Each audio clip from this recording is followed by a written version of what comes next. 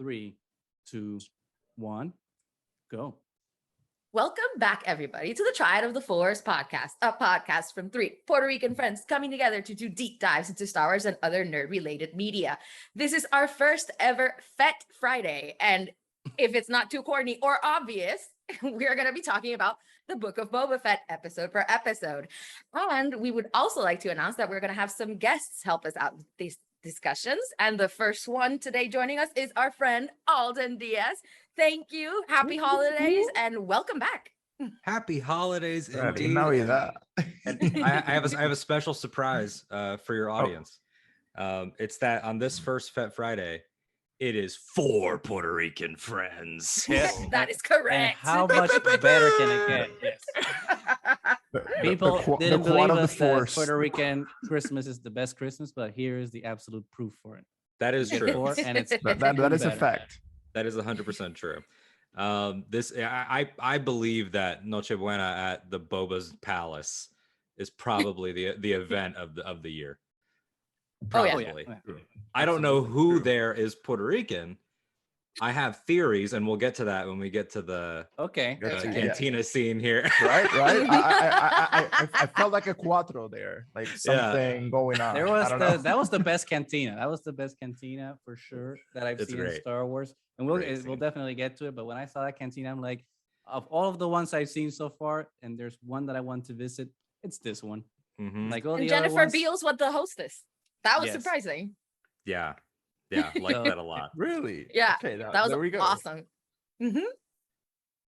But I have to disagree over like Fett Friday being corny. It's not corny at all. It's alliteration. Alliteration always works. And I don't know. I think people have really, based on what I've seen on the Twitterverse, for everyone's names for their Boba Fett recap shows, everyone has like really pulled out their A game and have gotten them some really creative names for their Boba Fett recaps. It's not like the Boba Tea recap, the book report. I've seen like a lot of Boba really Teas, cool stuff. I like that. So I do like that. So kudos to everyone for their creativity, because their A game is on display. I liked friend of all of ours, Charlie Ashby's is the Bibliothèque of Boba Fett. I was like, wow, how proper. Proper. They sip champagne in that one. They don't drink beers. That was classic. Not at all. Yes, exactly. It's not even a cantina. That's a high class bar. Yeah, that's like you need a password to get in and everything. Yeah. Right. But obviously this is the second live action show we've gotten since The Mandalorian. Obviously a spin-off of The Mandalorian since Boba Fett came back in those 2 epic episodes that the names escape me from season 2. Ming-Na Wen and Tamara Morrison are back to like further the adventures of Boba Fett after his supposed death at the pit of Carkoon. Boba Fett's back. He's ready to kick some ass, even though apparently he's not that ready to kick some ass since he's got some healing to do in that back to pod. But some initial reactions before we get into the nitty gritty of like what happened in the episode. Alden, you're our special guest, so why don't we start with you? What were your initial reactions to the Book of Boba Fett, Chapter 1, Stranger in a Strange Land? Well, it's really interesting because, as I've said in a couple places, I am on record as a Boba Fett hater for pretty much my life. Not hate like actively like he sucks, but like why do y'all like him so much? Like in an overrated type way. Like this guy, like his dad is 10 times cooler, especially growing up with Attack of the Clones. Like Django did more, he had more character, he had more swagger. But then everything changed with that last season. You get a little tease of him up top, but then Rodriguez with the tragedy just like kicked it so far out of the park that I thought, oh wow, I really want more of this guy. Then there's the announcement. So I was excited coming into this, and I felt like it overall worked so well, did so much with so little. And the part of me that loves it when artists subvert expectations, which I know is dangerous language, online. Don't subvert too many expectations, or else they'll give you, $300 million to make 2 sequels to your detective movie. but really hurting Ryan Johnson over there. But the entire ethos of the show was, how much ass can we kick? It's going to be super criminal, super gritty, all this stuff. Rodriguez saying it's going to be all killer, no filler. And then they delivered a really soulful, quiet, bittersweet, sort of somber episode about an aging guy. You take everything away, just an aging guy that never had anything. And I love that it started there. There are criticisms that we'll get into that are valid, but yeah, coming away very positive on this one. Nani, what about you? Yeah, I actually completely agree. I was really, really excited when they announced Book of Boba after we got so much development into this character in Mandalorian, because like you, Alden, I was like, why do people like him so much? He has like 2 lines in the entire series and he doesn't do that much. But I really 2 love minutes what of they did screen with the time. character. I really love what they did with the character. And then when they announced it, I was like really excited that he was getting his own show. But then, as you start really thinking about it, it's like, uh-oh, they're probably going to fuck it up. So then I started to get worried, and I was really worried that they were going to go the whole full, crime lord, badass, explosions kind of thing, and forget all the development that happened to this character, and then just go back to, oh, I'm an action figure and that's all I do. So Right. I was really, really happy that they didn't go that direction, and I actually really, really like the pace of it.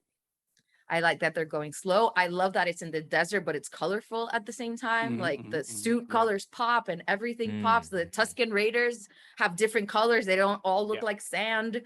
And the beginning, and now I'm getting a little bit into it, but that first minute of it was so gorgeous when you get, the twin suns, Jabba's palace from the outside, then inside shot completely empty, but in an angle and in a way that's so reminiscent of Return of the Jedi. I totally expected to see Han Solo plastered on the wall somewhere.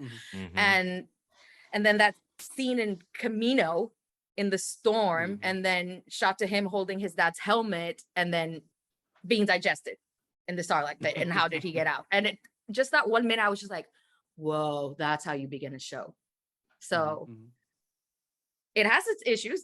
It's not perfect. We'll get to that too. But I came out very, very happy with the first episode. Mo, Who's next? I feel, well, not to jump on what everybody has been saying, because it's absolutely true. I believe what popped to me was just how beautiful it was, how the story and the visuals were so intertwined. And the music as well. There's an element, and I think it usually, we take it for granted that a TV show has to have a music, has to have the visual aspect, and it has to have the story. And usually you don't have a good, everything being on par. And I think this show started this way. Everything visually was striking. The whole development of the play between the dreaming and the reminiscing, the memories, while at the same time recovering peacefully, which is very reminiscent of it calls back to meditating and going through trauma and helping and healing yourself. There's going to be pain, but it's you're still healing in that way. So I like that approach. But I also think that it's so on brand with what Boba Fett was, because as you said, Nani, and Boba Fett was only in a few minutes in the movies at the beginning. But if one thing you got from it was oh wait, Darth Vader respects Boba Fett. The most feared thing in the galaxy has respect for this person. And then the show is all about oh, I'm gonna rule by respect, which is wait, is this actually called back to what the character was supposed to be? Or is this just the development of you know what, strike away all the badassery crime lord thing? That's BS. That's just baby child, because it's a more difficult Machiavellian way to rule by love and respect. Ruling by fear is the easiest option. That was the Jabba option. But the whole idea of respect and like healing at the same time and just giving an opportunity, it shined through the whole episode. So that's what I cared about it, honestly. So Yeah, and I agree with everybody. My first like impression though, once the episode was over, to kind of like start with right on a different note than everyone did, was that it did not have like the same oomph that Mandalorian episode 1 did. Because I don't know, maybe it was a thing of expectation when you're watching Mandalorian for that first time. You've never had a live action Star Wars show before, so when you see that, and especially with that Grogu reveal at the end, it kind of knocks you on your ass. It's like, holy crap, what are we watching here?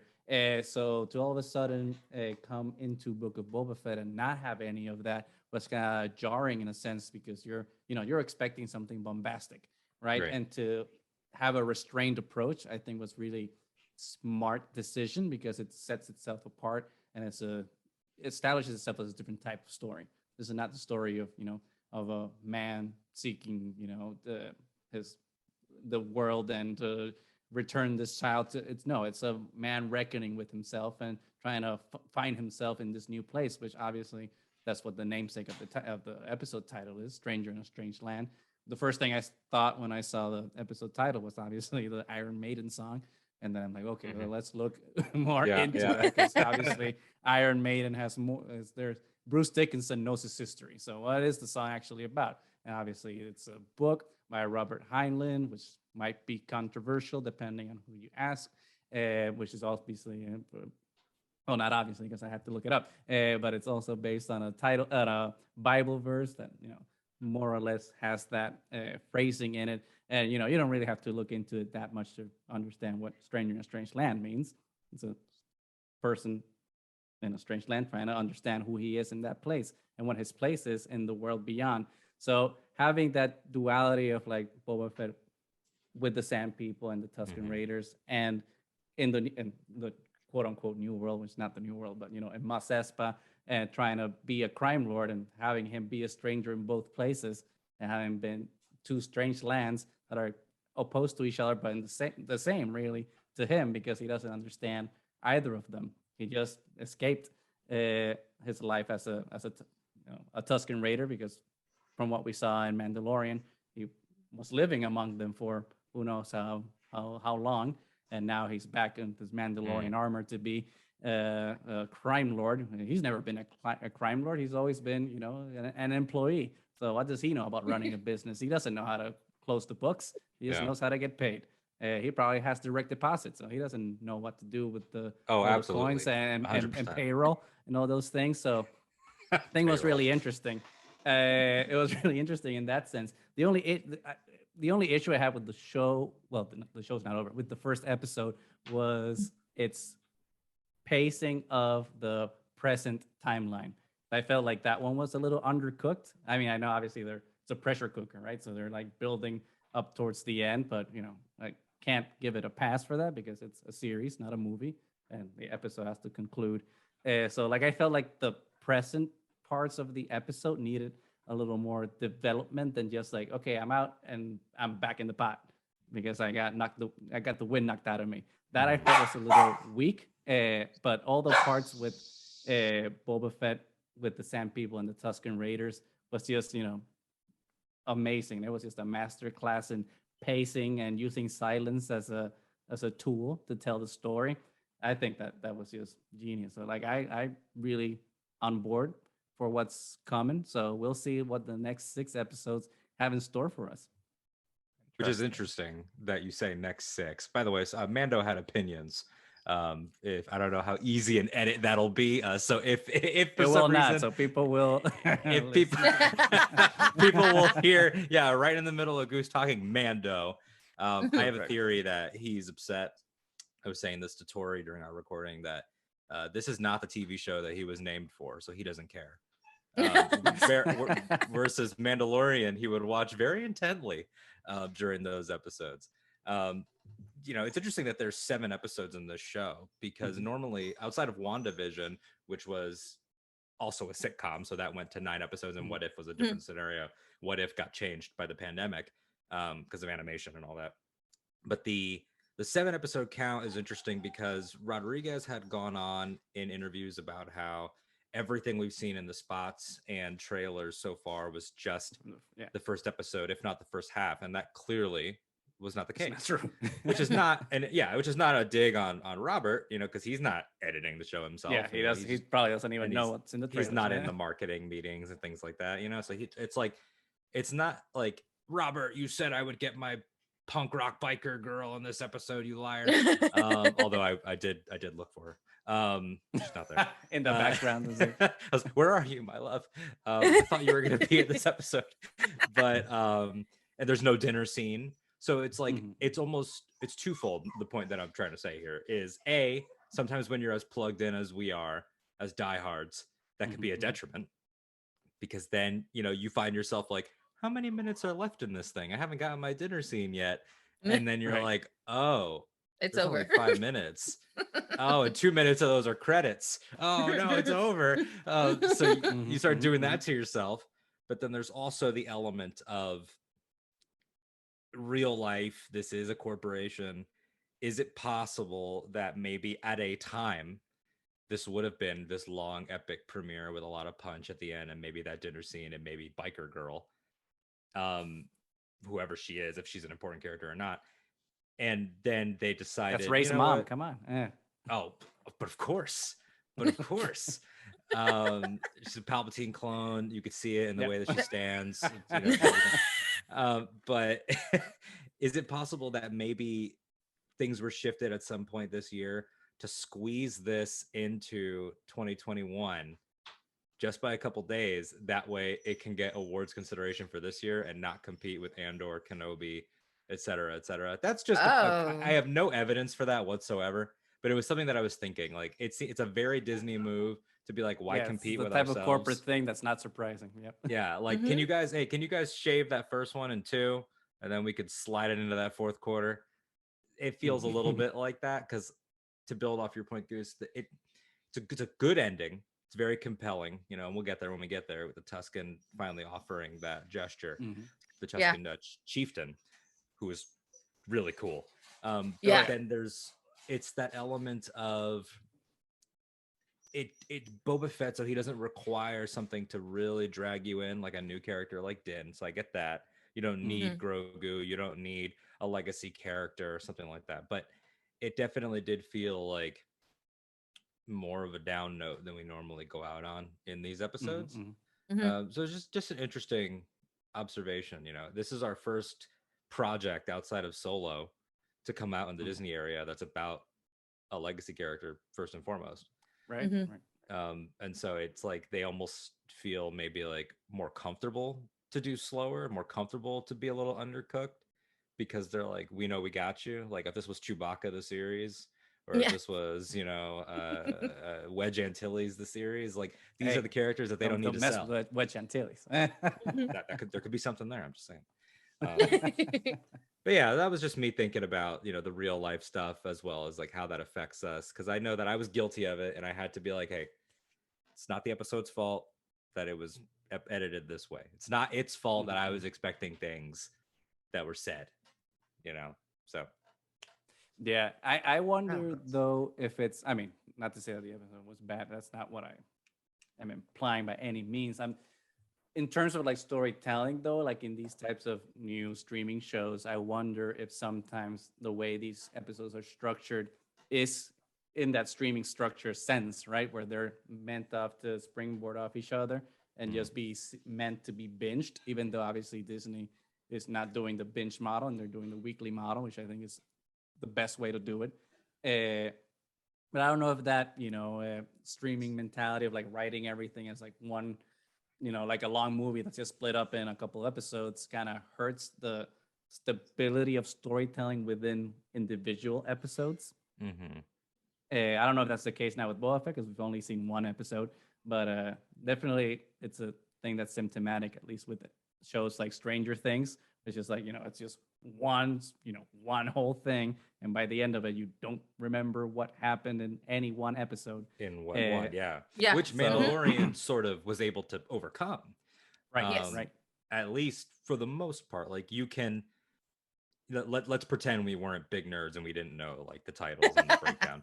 But if you were a casual person, like any of our parents or our coworkers, whatever, they can communicate it in a language like, oh, that's the cowboy one, that's the frog one, that's the one with the Jedi, that's the one with Luke. That's the so they were able to sort of create these moments. And I don't know yet what this one's individual identity is until I've seen the entire piece. And then maybe I'll say, that's the one with the centaur in the sand, the big beast. Like maybe that's what this one will go down as. But yeah, there's a lot of, we're at that point now where there's a lot of interesting conversations about sort of the whole of the thing, about the entire Disney Plus effort, about what this means for Star Wars. I saw some people saying, I'm not sure what Boba Fett, like, I'm not sure what his motivations are, what his headspace is here.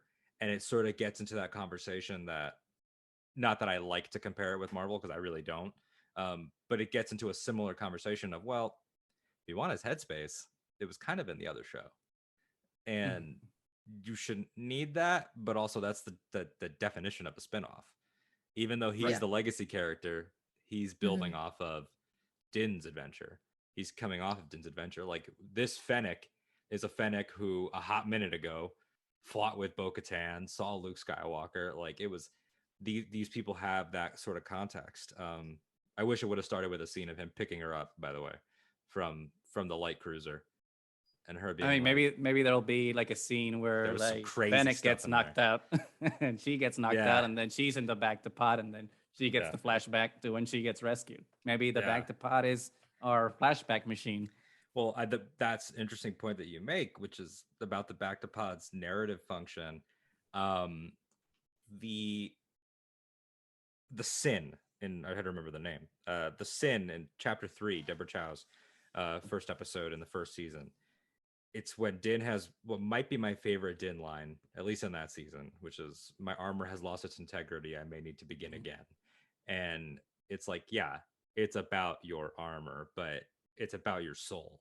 It's the fact that you were this gunslinger and now there's this baby. You just gave this baby up. And that's the inciting incident of, I can't leave him. And that's when our story really kicks into the next gear. That's when Din's journey from, I found this kid, to I'm going to become the father, starts there. That's what Begin Again is. And he gets the new shiny Beskar version, but it's also, what is your next step here? And every time he's at that forge is when he reconciles with his past. Every single time that the armorer's hammer comes down. This is Boba Fett's forge. He's actually putting his body back together. He's healing. His skin is smoothing out and coming back together. His eyebrows are coming back. Like the literal reformation of this man as he reconciles with the past. So it's just a nice trend that I've noticed with the two of these guys, that they're forming, and knowing that Obi-Wan and Andor are also coming. Andor having the tragedy in his life with his parents, having been in the Confederacy, and then Obi-Wan, very obvious, and then Ahsoka, very obvious. So it's like there's a trend here of like all of our shows are going to be about broken people, and I would like to see sort of that same intertwining device. I think it's very neat.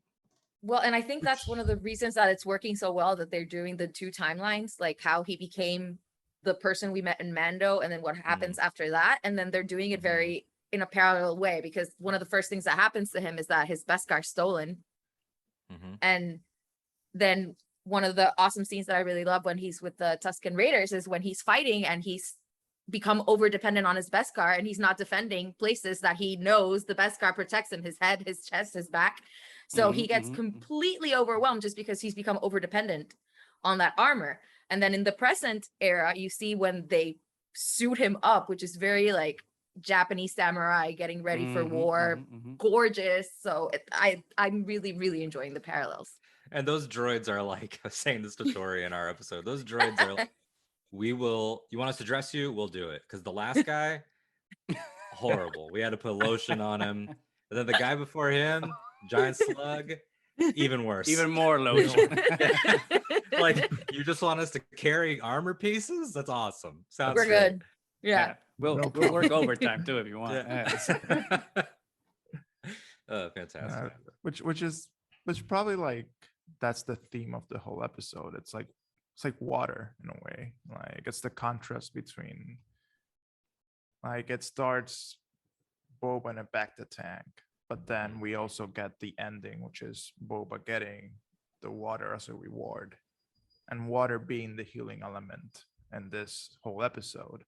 The only instance we saw fire was when Boba was trying to like just blow his way out of the Sarlacc pit. So, and it's very interesting because we see the dryness, the progress of like what the desert and the exposure to just the harsh fire of the sun does to Boba's skin, and it keeps dehydrating.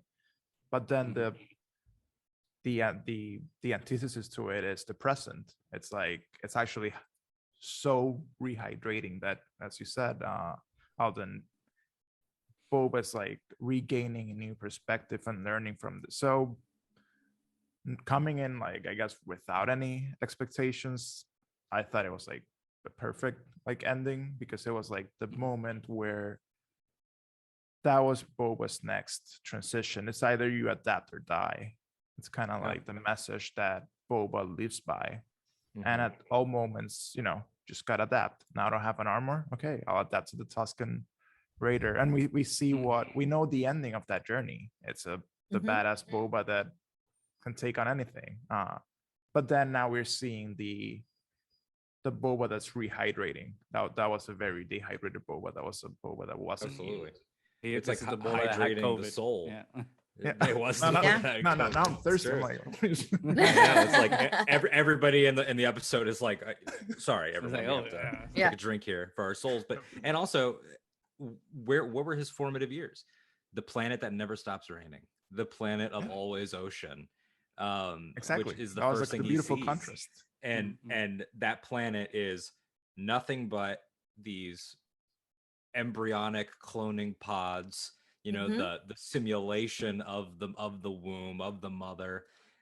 We know he came up in one of those. He was unaltered because he is the stranger in a strange land. Camino is a strange land. No one knew it was there. Obi-Wan had to go find it, and there's one out of thousands upon thousands of clones that is different. Well, technically two, we just found out, but still at the time, he requested one unaltered clone to be. Boba Fett has always been the other. He's a clone. He doesn't have brothers. He's the Mandalorian, kinda. He's the gunslinger without a soul. Well, he kind of actually does have one. Like, he's never fully fitting into anything. He's not like Bosk and Forlom and all of them that are pretty much just heartless brutes.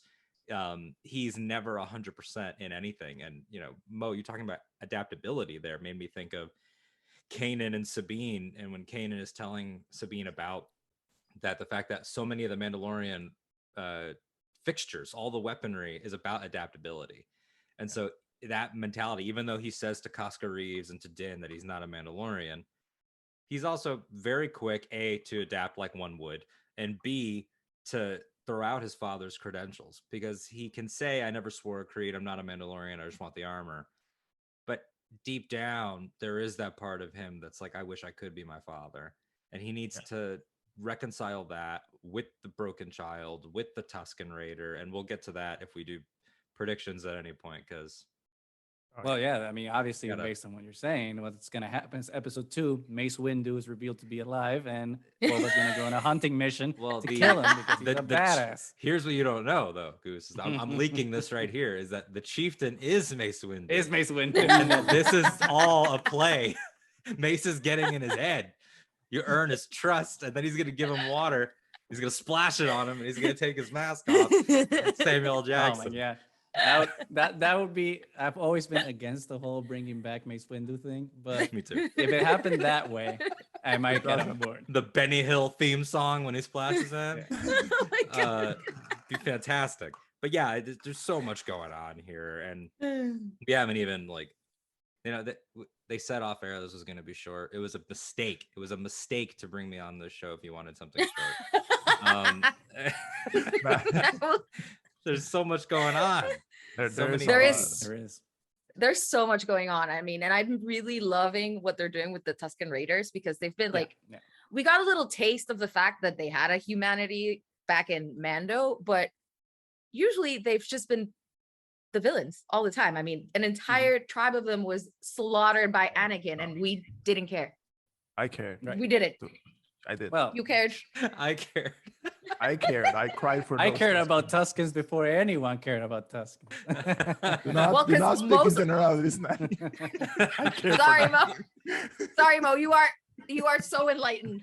I apologize. Yeah, yeah. Well, Mo was not there. like Padme, where Padme was like, Okay. anyway. Like, okay. Exactly. Yeah. Let's it was have, that let's have it's some like- anyway babies. meme. This Yeah. is- I'm more great upset about the genocide. sand than the Tusken Raiders, So, Honestly. so I'm really looking forward to, what's going to happen, like his life with the Tuskens and what they're going to do with that. So I'm really, really, really excited to see that. And then you can already see that he's having a bond with the child Mhm. Tusken and Let's hope obviously he will doesn't be the- adopt it, because there's enough adoption going on in Star Wars at the moment. We can take a pause from It's it. a big, Eh, big trend right now. Yeah, Adoption it's is like- so in. Or in the you galaxy. know what? Maybe that's a good thing to foment. There are kids out there that don't have No, families. yeah, that need families, so absolutely.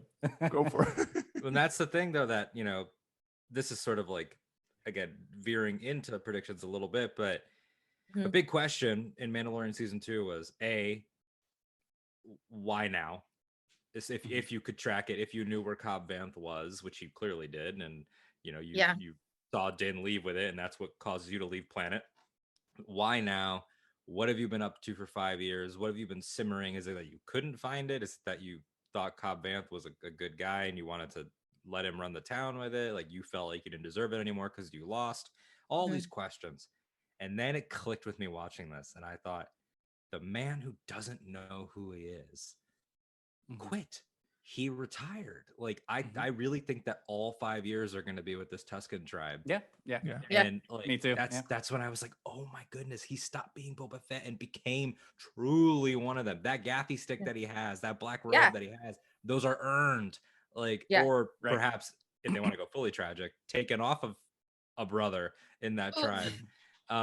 And then The chieftain, and then seeing the gang, and it made me realize, the gang that was tagging up that building. I was like, oh, this tribe is not gonna make it. And that's what's gonna make it say, all right, where's my stuff? Like, it's time to mow people down. This is the revisionist Western. Like I said on Twitter, like Unforgiven, like Logan, like all these things, like you wouldn't let me have my peace, and now you're going to pay for it. And that's what is like they wouldn't let me have my peace. Kill them all? No.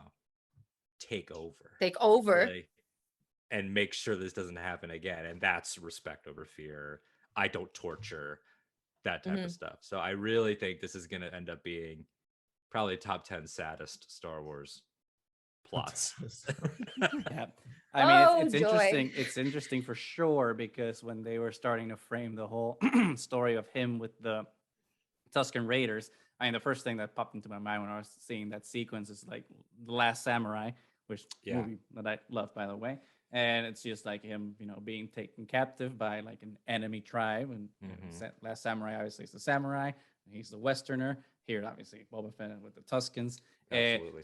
The only issue I kind of had like in the back of my mind while watching that is just like, oh, I just hope they don't do the trope thing where he becomes the savior and then he leads them. Like, no. No, yeah. I he just should hope that still you be just- a side guy. Yeah. Just one of Right. them. Yeah. You should just live in peace with them. It's like, oh yeah. It's kind of like Dances become with one. Wolves. Like Yeah, he- you're just Oh, a guy in the tribe. I hope he doesn't become the guy. and that That stuff with the child Tusken, which by the way, child Tusken and his dog being a meme now and being shared all over is the best. Just a kid and his dog just chilling, watching this guy captured, get me water. What a life. Taking a nap. And getting credit for some guy decapitating a monster. It's fantastic. Best. That Best is that's him. That is not a direct experience that little Tusken has its clan, unlike Django being taken from him, but seeing the way that he immediately had the soft spot for the kid. He doesn't want to see any child in any pain. Why he stops the monster, why he doesn't swing at the kid when he could have.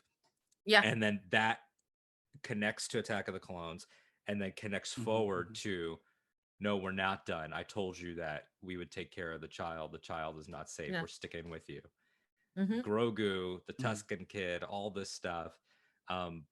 Possibly Omega down the road. I don't know. How will he see everyone that he interacts with? He's immediately, this is how you smooth out a lot of the canon concerns. Because there have been some, controversial, in the past couple of years, Boba appearances. I believe he gunned down a pregnant character in one of the comics, uproar.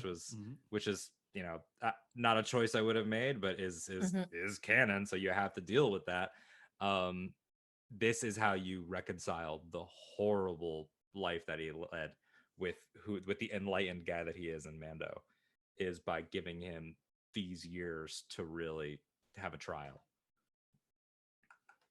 Yeah, just imagine him all of a sudden with like his adopted Tuscan kid and now a Tuscan wife living in a sweet ass black, tent, living the life. And I want to see that episode, just him just chilling in the desert with this Tuscan. Yeah, which I thought was a really interesting decision to switch this Tuscan tribe away from the Hutts we see in like Attack of the Clones, that like all the regular Tuscans that we have known thus far to have, and just have like these black tents, which is more evocative, obviously, of Westerns, right? And like the Native Americans in the desert versus obviously the cowboys and stuff. So it's like the analogy with like more Western film and mythology is, they're really hammering it, obviously with Mando and now with Book of Boba, with like all these visuals, but also with Kurosawa, right? Bringing in like Daimyo and all these like like you were saying, Nani, like having the emperor be dressed and all these things, like bringing all these mythological narratives from Western American mythology and then Japanese samurai mythology into Book of Boba Fett, has really enriched it in a way that I thought was really clever. It's just reinventing things that we've seen before in ways that are new and exciting. Because they have to challenge themselves, right? They have to, right? Because you can only go to the well that you've gone to, the Campbellian monomyth so many times. After a while, it's like, okay, we've done regular Western a bunch. What about revisionist Western? We've done Hidden Fortress and certain things, but what about other aspects of, of the daimyo, of the shogun and things like that? And then for the fantasy, the high fantasy stuff of it too, there's talk of, I'm not going to be carried through the streets like a nobleman. There's, the throne being like, yes, it's very Godfather, and it'll get more, classic mafia, because that's, the last of the classic genres that they really haven't touched outside of a lot of classic horror. And who knows how that might tie in one day. But him sort of being on that throne and having those conversations made me really think about how the conceit of Jabba the Hutt before he really had a character was, what if there was this grotesque sort of dragon in a castle, and then that dragon was also a gangster? You combine those two things with the dragon slayed quite literally by the princess warrior. Now the castle is empty, and you see how big Jabba's bedroom was around his pod. Like, is it too much for the lone knight to actually deal with? Like, this dragon's lair, like, will it swallow him? And then that hard cut to the Sarlacc, sort of like that. Now it's claustrophobic. So much going on, of all of the blendings of these things that I think are so effective. And that's like that's what Star Wars is so good at. Speaking of like the princess slaying the dragon or giant slug in this case, we get that callback, right? Because then we have the princess of this show, Boba Fett, slaying the sand monster, which what's it from? Mortal Kombat. Goro. It looked like it. Yeah, there we go. I first thought of that immediately, but then it went like on fours and it looked more like a centaur. But I thought it was a really, really cool character design. And then when Boba actually defeats it at the end, like on top of him, sun behind him with the chains, he looks like Kratos from God of War, just like amazing. And because it's Rodriguez, it looks like the spider ape from Spy Kids 2, the Island of Lost Dreams. Right. And I love that it moves with just enough motion delay to look kind of stop motiony. Yeah, Yeah. yeah, I really Yeah, like it. That's a there were nice some things touch. that looked like cartoonish, and I Mhm. liked about it. Like especially like the scenes that were like off screen, like very widescreens, or the monster. They looked like cartoonish in a way, Yeah, and it was like it just made it more relatable. It's just like, if this is, we're watching something that's it's a fantasy, and that's the beauty of it too. Like, yeah. I think it's a deliberate choice that they've. When I say they, I mean ILM, right? Are making in terms of like how to animate these things, because in the past they've focused on animating how things would move in real life, and I think it hasn't gotten the correct reception or a positive reception from the audience, because it doesn't feel right or real, and they just realized that it's because of movies from the past, we're just used to seeing how things move when they're puppets. So now they've kind of like reverted to like animating things as if it were a puppet moving. And now that's why it's kind of clicking with us in that sense. It's like, okay, because now we have that framework in our mind of how we think things should be, which is might not be the correct way of how something would move, but because it's the way like a puppet would, and that's what we're hardwired to look at, that's what we're accepting it, and like, being more attached to like these effects nowadays, which I think look fantastic, especially for TV. It's like I would not have thought we would see a giant six-legged or six-armed monster in the first episode of a show, and especially not one that looked this good. Yeah. It was fun. But in poor terms, the other alien dude that got squashed. That was yeah. that Oh, was well, not a he's a fun way to snitch. go. No, he brought it on He's a himself, snitch. man. He brought it on snitches himself. get stitches, man. And That you know, guy, he had two Boba offered chances. him. Yeah, Yeah. Boba offered to chances. cut Yeah. his bonds, and he just snitched on him. Sorry, he went the That way of Rhodian, Greedo. yeah, I mean, clearly has not seen Star Wars, doesn't know what happens to annoying Rhodians in this galaxy. By And the way, then voiced rubbing by it Sam in Witwer, I Boba's saw. face. Like, oh yeah, I saw that. I saw that. Yeah. That's Oh, a yeah. good callback. there. Hilarious. Yeah, rubbed it in his face, and then got Getting him. all the water pot things. Yep. No, that guy. Like, I don't like to say someone's got it coming, but he had it coming. Or they had it coming. we don't know. karma's a thing. He absolutely. He would probably be my number one choice for people that like were asking to get got in this episode, if it was not for the mayor's major domo. Oh, I yeah. love That that guy scene. is That was asking. Yeah, amazing. he's gonna get Michael Corleone by the end. Oh, of the yeah. show. There's gonna be a 100%. montage of Yeah. everyone getting assassinated, and he's Yeah, the first I one to remember go. watching that scene, and it's like, this guy is such a prick, and I just kept expecting like a job out for like the floor to come under him right into the pit, like do something, man. But I mean, Like Boba's this trying guy to be had- enlightened and whatever, but me and Hosbando were like, just die, just kill him. No, Really? And I Fennec was love all his- for it, just like, can I please kill him now? She's, And- she's gonna do it. She's gonna And take care of honestly, it. I Yeah. thought, after I finished watching it, that I was still pissed. I was like, are you going that soft? I mean, you don't have to go all Sonny Corleone, but you can be Vito. Like, Vito is logical, but he knows when somebody deserves a horse's head in their bed, So Right. you can be both. But I remember after watching it, I thought, and it's one of the reasons that I think it makes sense that maybe the episode was cut shorter than it was. It's like, it's not worth it to do something to the mayor domo. Like, Yet. it's beneath him. So, Mhm. if there's, because he threatened to have like another contingency delegation. of people, delegation show up, Yeah. or the mayor's gonna take it this way. So I think there's gonna be some direct retribution against the actual mayor when the mayor decides to like show up all pompous or something. So that'll be more eye-catching, I think, than him being like petty and just destroying the mayor domo for being No, a dick. I actually want Boba to destroy the mayor, and then the mayor will be like, you know what? I just work for him. I'm gonna Yeah, work for exactly. you now, like, because I just love. I was just following a script. He told me to just say it. like, kind of like how they pulled the 10 ring, 12 rings, the Mender ring, and the marble. Oh, like, yeah, I'm just an actor. Like, Trevor. Oh, God. Like, Another just think controversial that- move.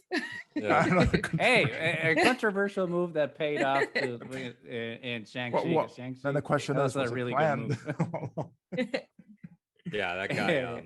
That whole bit The whole tributes bit I thought was great. I thought the we need a protocol droid gag with the Aqualish was funny. Yeah.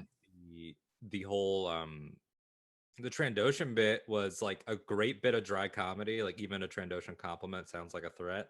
Yeah. But then like horrifying. Like he's holding a Wookiee pelt. A That is Wookiee pelt, so I'm like, upsetting.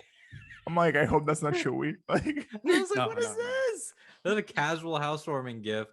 Yeah, I killed Casual, this yeah. guy yesterday. Here you go. yeah.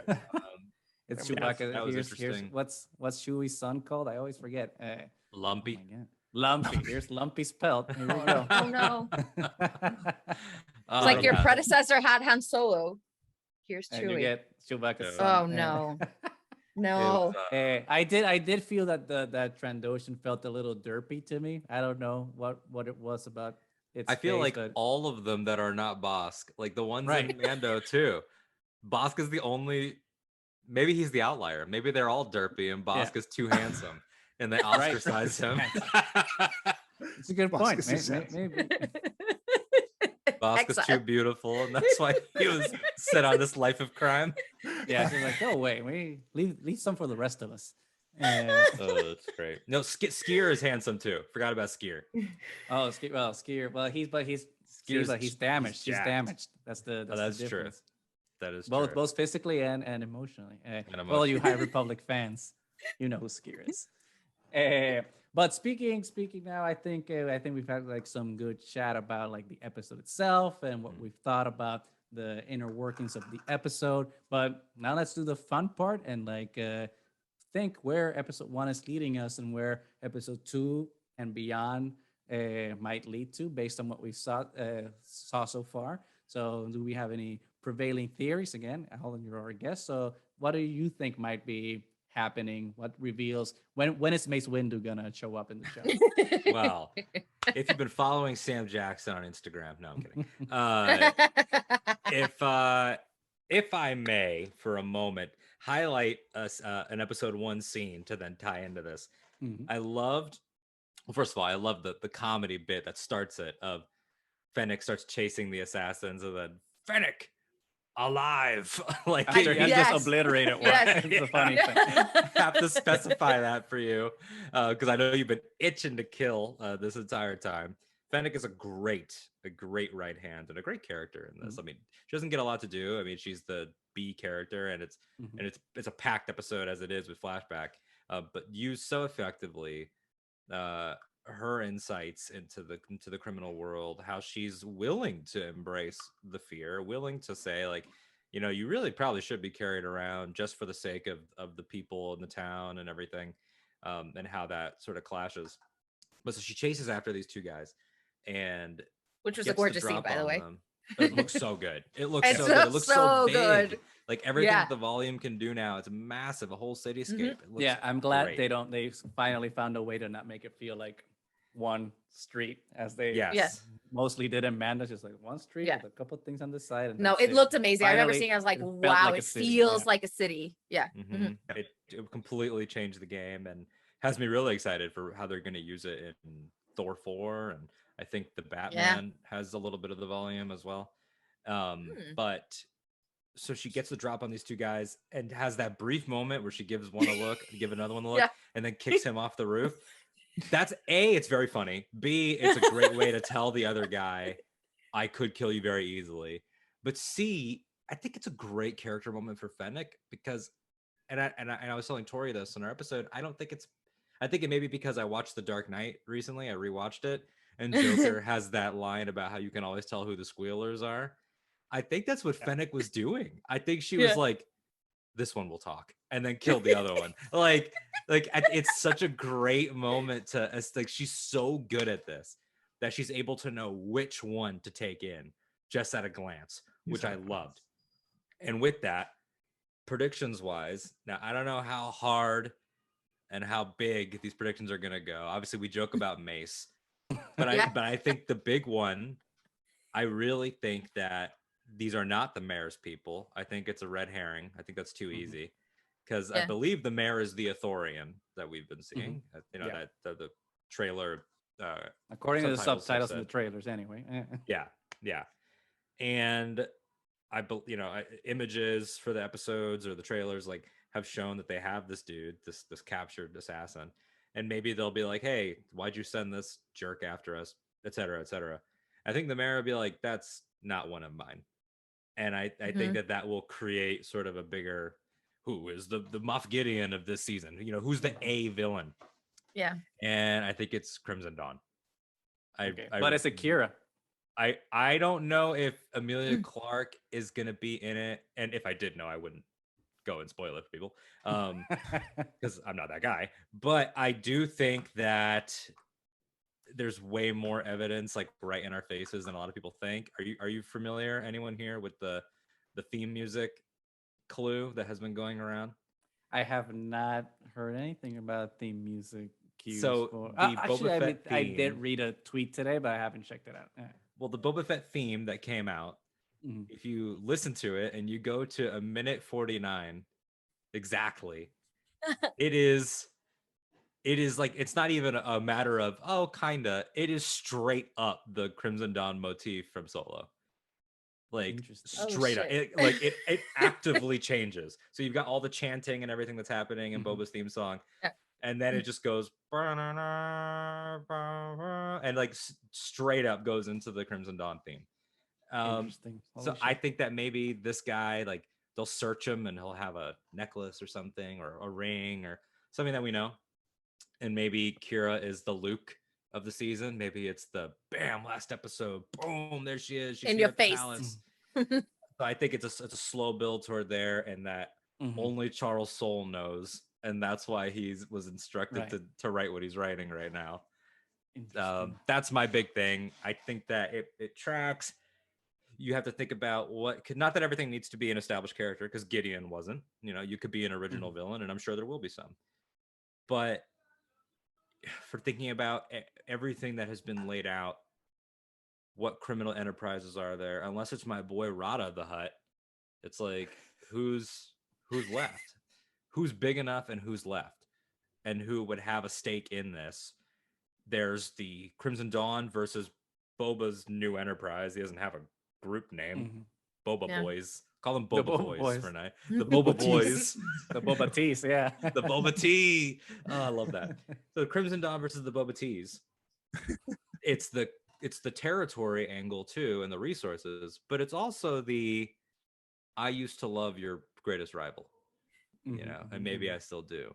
And you messed with him. So there's a lot I think that could be played with there. Interesting. Mo, what do you think? I was not thinking about any of that. Are you telling me you didn't listen to minute 149 of the Boba theme song? Don't tell me, minute 149 changes everything. No.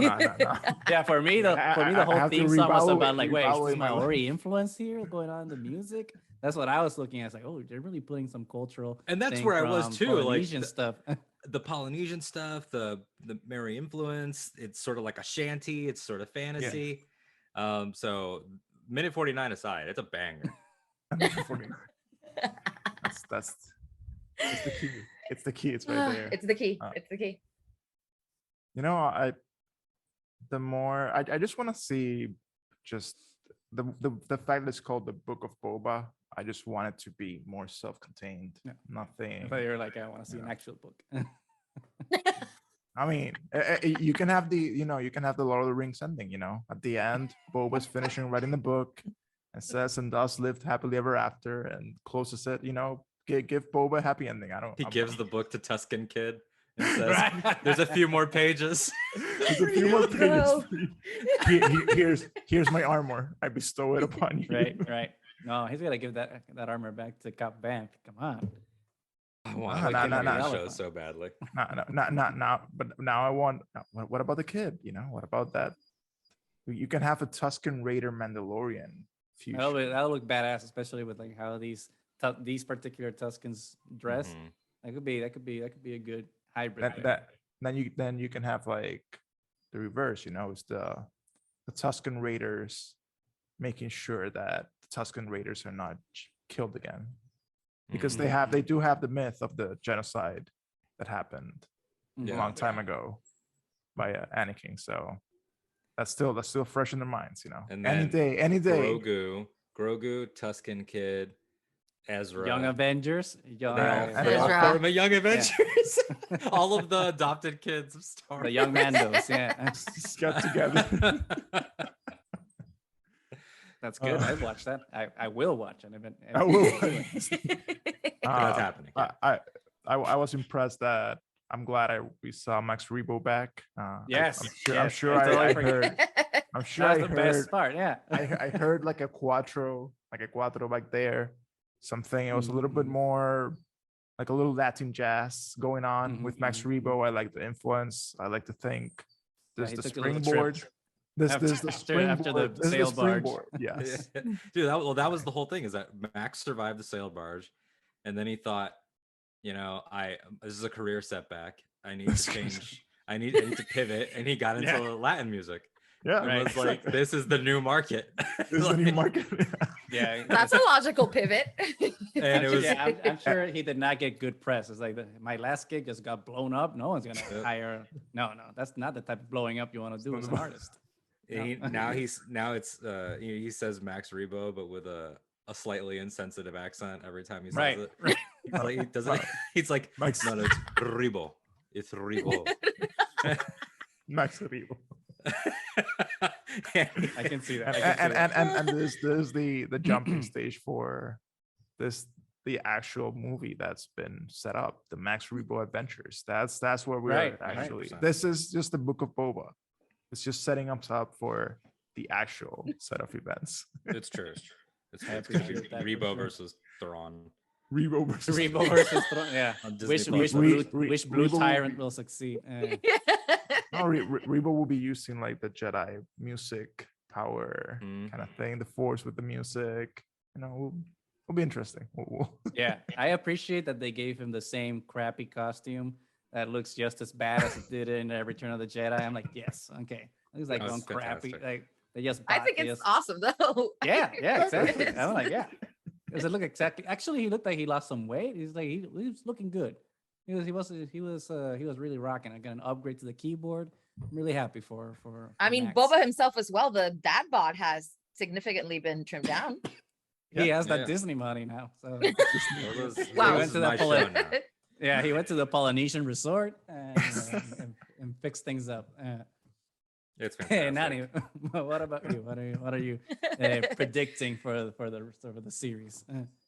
I have no idea. I kind of really enjoyed Alden's prediction, so I don't really want to Mhm.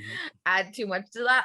I really want something really bad to happen to the Mayordomo. I think just with that No. little bit of gratification from there in the next few episodes, but long term for the whole thing, like I said before, what I'm looking for the most is to see that relationship between Boba and Fennec as well, because there's so much respect there, and she's like a really good counterpoint, because he's like trying to be more enlightened, but she's also trying to be like, but you're still a crime lord, so you kind of have to do some of these things, Right.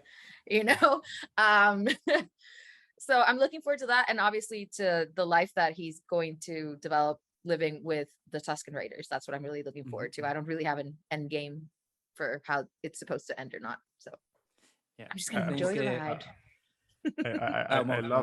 I love the enlightened crime lord, because like that scene when he's pissed off and just blasts this dude with a Yep. rocket launcher, and then the next thing is like, oh, by the way, Alive. Fennec, keep Fennec them alive. alive. It's like, what? You had that. You can. He had a slip up. good. Everyone, it's all about being better than the person you were 5 seconds ago. Yeah, It's like, that's I'm growth. on the Clearly ground, but I improved. can shoot you. Yeah, like, just because I'm on the ground doesn't mean I can't destroy you. Watch. Yeah, I mean, this is doesn't he have, this like, is definitely a nitpick on my part on that scene when they're like surrounded by everyone with the Uh-huh. shields, but it's absolutely a nitpick. Oh, but you have I- you have jetpack. exactly. That was what I was thinking. You Yeah. had a jetpack, bro. Fuck, Yeah. fly and just Fly. fly. Yeah. But I'm like, okay, that's not the way they wanted to go. It's a storytelling thing. Let it go, Goose. Just go for the Let it go. ride. Maybe he forgot to fly. Maybe he didn't fill the jetpack with fuel this morning. Or you just didn't want to Yeah. abandon Fennec. That's what I wrote it Exactly. So it's Gotta be a fine. ride or die. Now, do you think about that with the whole like, get me back to the Bacta pod? Like, is he more hurt than he's letting on? I Is think that so. supposed to be Yeah, something they he were has to thinking be about? right because he Like, Yeah. didn't I feel get like he didn't get beat up that bad. So no, he I didn't. mean, Took like but maybe he, a couple of but maybe he shots. did. Like he was wearing metal, and he was being shocked with electricity. Maybe, yeah. But I I mean- mean, like, do you think that stuff from the Sarlacc all the way up till now is catching up with him? Like, Oh, absolutely. yeah, Mhm. yeah, I think there's some lasting damage. It's kind of like Frodo in Lord of the Rings with the Morgul blade. right? Some wounds never fully heal, so maybe Yeah. that's something type of thing that he's going through now with the Sarlacc acid or whatever. Maybe he'll never be 100%, and he needs to just Yeah. be kind of Vader-esque in that sense, where he needs to Right. go back to Vader the and pod. Saw Gerrera, like somebody that is permanently carrying the, he's not going to Mhm. be like, maybe the that we saw in the tragedy, like that was also motivated by this is how close I am to getting my armor back, to getting my father's stuff back. Like, and these are also kind of dopey stormtroopers. Like, it's easier to take them out a little bit, but Right. that might have been sort of like the last sort of push he had in him, which is a nice sort of story reason of why he wouldn't have been there. Obviously, the real reason is you can't have Boba Fett and Luke in the same scene because that would be distracting. But the story Yeah. reason of why he chose to just be the pilot for that plan Mhm. and not come back or anything like that. So it's interesting. Yeah. One thing, I mean, I'm not sure exactly of things that I would want to predict for the show. I know for sure one thing that I don't want to happen, which is I saw online people saying that Biker Babe, that she was his daughter from the comics. And I'm like, stop it with No. making everyone No. related. It's okay with 100%. bringing people in if it makes sense for the story, but everyone doesn't need to be related. She's just a biker babe in a blue bike, and Did she's he- awesome. Did on her he own. Yeah. hook up with somebody in the comics that there could be a kid? Apparently in the EU, but like honestly, that out of here. Get I don't no. I don't I know, and I don't Doesn't care. matter. It's just like just do something, just make a new character. Decline. That's fine. I decline that. No. The one thing that I will actually be fanboy about wanting to see is Cad Bane coming back at some capacity, because there's still a story to tell. Obviously, Cad Bane was, his mentor for a bit. Ara Singh as well, but Cad Bane, was a big deal. And we obviously all know about the infamous Clone Wars episode that never made it to air of the standoff between Boba Fett and Cad Bane. We never saw it, but we do know The that dent it in might the have helmet's happened still because there. of the dent. Mhm. I mean, So it could be a dream. It could be a flashback scene. it could be a in the back- live in the action backdrop. flashback. Oh, that'd be interesting. That's a good one. They get Daniel Logan to play a young Boba Fett, and I'm all in. Okay, we just need to punch Boba Fett so he's in the back to pot flashback time, and we get to see it. But Cad Bane obviously makes sense to me, and I would like to see that, to see like how that story develops, because there's a story to tell between the both of them. I mean, if they want to throw in Bosk, fine. That's a fan service that makes sense. But I think the Crimson Rain thing would be Crimson Dawn. Sorry, Crimson Rain's the kind. Crimson Dawn would be interesting, though. I'm just wary sometimes of like how things are brought in, but I can see it be done in a interesting way where Kira could show up and not overshadow him, because I think that would be my concern, that you bring, Emilia Clarke and this character from Solo, and all of a sudden overshadow Boba Fett's story. Yeah. And as long as it's done in a way where that doesn't happen, I think it could work. But maybe Cat Bane is a mercenary that's hired by Kira to, take out Boba Fett, and then they team up to take down Crimson Dawn. I don't know. That could be something interesting to see, though. But again, another thing that I don't want to see is Boba Fett become the leader of the Tusken Raiders. Yeah. Don't do that. Just become just be a guy chilling, having a Yeah. good time. Yeah, That's it. He doesn't need to. And also, there's the racial and stereotypical implications. There's that level first and foremost. Yeah. And then the secondary level on just for him is, I think that firmly this new gig as the Kingpin should be the first time he leads anything. Mhm. Because Yeah. he shouldn't have that skill set. Because it's cool to see the unstoppable badass that's been a badass for 40 years in our popular culture now getting the drop on him in the streets, not knowing and what have to do. actually struggle through something. Mhm. Saying that he's confused, Yeah. I'm the crime lord. I'm confused. Yeah. What's happening? Yeah. Well, That was you're awesome. supposed to be That was paying me. awesome. There's so many good lines. But I now I'm watched a starting YouTube to video. Yeah. I'm starting to get a little worried now because I did notice it as Alden did during that. I think he's way more beat up than we think he is. And considering it was like digestive acid, it could have like a continuous like degenerative effect on him. Mhm. And he just has to go into the pod just to function.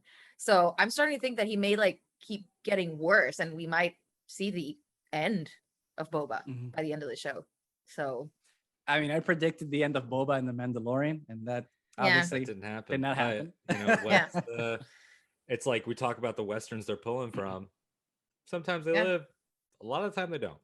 Yeah. Like you go to something like Dances with Wolves, cool. You go to something like Logan, he went out on the Yeah. sword.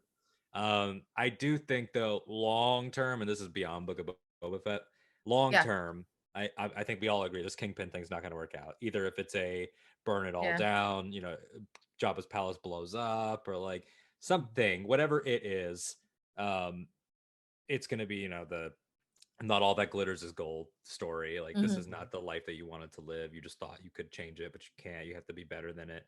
I think that eventually maybe this is the season ender, similar to the Book of Boba Fett teaser, maybe like credits and then one more scene. Din is going to show up, and I think that Din is going to say like, hey, we're going to take back Mandalore. Your father fought in the wars, like his son should fight in the next one. Like, Oof. you have the resources now to help us with these new connections that you have. Mando Wars. Be better, than this. I think would be. I've seen you be better than this, than being a criminal Kingpin. Than just being a crime lord. I think that'll be sort of like a call to, and also I think that part of him will want to show up just to piss off Bo. Right. Be like, hello, princess. Like. That's good. That's good. Oh, yeah, I think that'd be awesome. I definitely do hope though, because we haven't really talked about Fennec that much. I do hope that Fennec stops being so much second fiddle to him and kind of starts being co-equal. So I think they work better when they're partners and not subservient when she's subservient to him. So hopefully as the series goes on, her level of influence on him and on each other is, levels out, and it becomes, the Book of Bonnick, as some people on the internet like to call that ship. But we'll see. It's only 7 episodes. We don't have to wait that long. I know. Already it's excruciating. It is. It is. The wait between them. I forgot how much this is like painful. But it's good. It's good pain though. There's something. It is good pain. We've been waiting a year for this. Holy crap! It's a year's already gone by, and what a year it has been. And what a year. And we'll release this on New Year's Eve. So if you're listening now, it's only gonna get better in 2022. Don't worry about it. These last 2 years have been a fluke. This is our year, 2022. This is it. Yeah, it's not. I heard someone say 2022, more like 2020. Two. And I was like, no, no, please Don't say stop that. it. But if it turns out Positive to be a vibes. shit, if it turns out to be a shit year like the last 2 years, at least this will be a shit year with a lot of Star Wars TV. So that is true. At least we'll have That that is to true. look forward to. That is true. I mean, like really, like it is. It gets said a lot, like that we're spoiled, but we've been spoiled because the original trilogy, 3 years between films, prequels, 3 years between films. Then it was another 3 years after that to get Clone Wars. That went away, came back, went away, came back. Sequels and Rogue One and Solo, bam, bam, bam, bam. Like that was already pretty spoiled. And then Clone Wars coming back, Resistance, Rebels was in there on the tail end.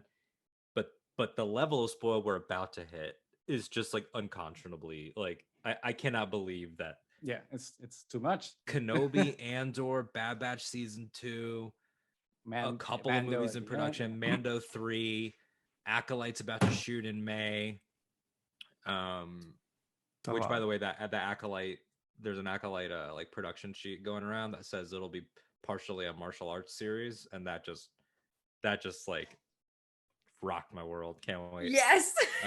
Yes. So yeah, This is the show I'm most excited next for, level. obviously, because it's the most different one. Not to say that we don't Yeah. appreciate legacy characters, but it's time to give some love into some of the publishing stuff in different Mhm. eras. And I think Acolyte could be. And come on, Visions was amazing too. Oh yeah, Yes, yeah, and exactly. Visions, yeah.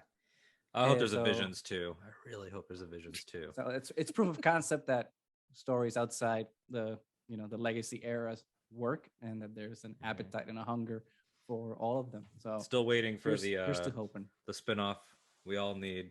Oh yeah, The Oh, yeah. Trapper Wolf spinoff series. That's just Dave uncomfortably acting for 30 minutes at a time. Just avoiding eye contact at all costs with everybody. Yeah. And you can see his hat just getting like a wider brim every single Ay, time. Dios mío. It's somehow a helmet and a cowboy hat at the same time. It's a custom piece. That'd be great. But yeah, it's Lucasfilm, crazy. we know you're times. listening. Get on it. Mhm. Yeah, we know you watch. Of course. I've Mhm. got your number, Kathy. Give you a call.